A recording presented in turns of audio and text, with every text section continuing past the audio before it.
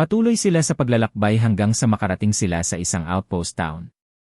Nakabalik na siya sa lugar na pinaggalingan niya dati.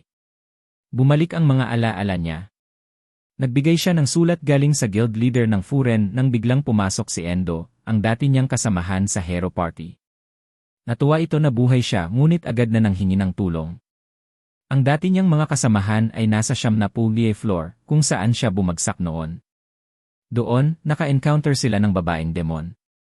Nag-offer ang demonyo ng pakikisama, ngunit tinanggihan nila ito at lumaban pero di pa rin tumalab ang kanilang mga atake. Nagdepensa muna sila bago lumabas muli. Bawat atake nila sa mga halimaw, nag-high heal dahil sa babaeng demonyo. Nang matapos magkwento ang lalaki, nainis siya sa batang merfolk at sinigawan to, nagalit si Nagumo at pinatahan ang bata.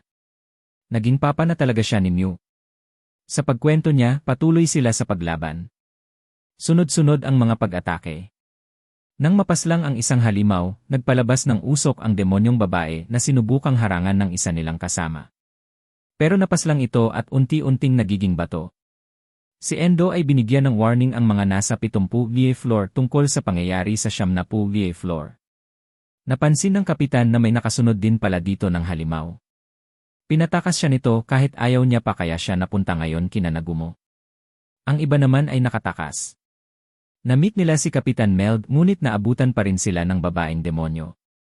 Pinaslang niya ang kapitan. Di na nakatiis pa ang isang hero at gumamit na ng kanyang break limit. Papaslangin niya sana ang demonyo nang makita niya ang pendant, may lover siya. Nagmakaawa si Endo kay Nagumo na iligtas sila. Ang tatlong babae at si Mew ay gusto silang iligtas kaya naman dali-dali nilang pinuntahan sila. Marami pang mga kalaban ang naroroon. Pinaprotektahan at check ni Nagumo kay Yui at Shia ang mga nasaktan. Si Kyo at Mew ay pinrotektahan ang ibang nakasurvive. Habang si Nagumo ay kinalaban ang babaeng demonyo. Pinagbabaril ang mga halimaw nang wala man lang kahirap-hirap. Wow! Pasikat na siya niyan. Kahit ang pinakamalalaking mga halimaw na ginamit, walang nagawa. Na-deflect niya lang ang atake at patuloy ang pagbato ng dinamita at pagpapaputok ng baril. Hindi makapaniwala ang iba na si Nagumo ang nasa harapan nila ngayon. Ang nahulog sa dungeon, ang kasama nila sa hero party noon. Di niya matanggap na di namatay si Nagumo. Pinrotektahan ni Yu si Nasuzu.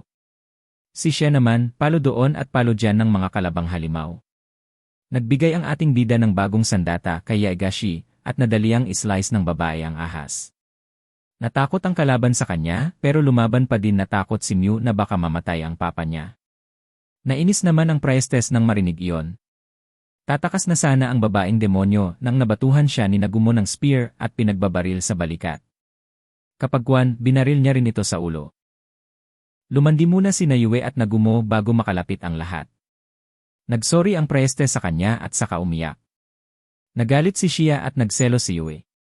Pabalik na sila pataas nang nagrereklamo ang hero leader sa pagpaslang ng ating bida sa babaeng halimaw.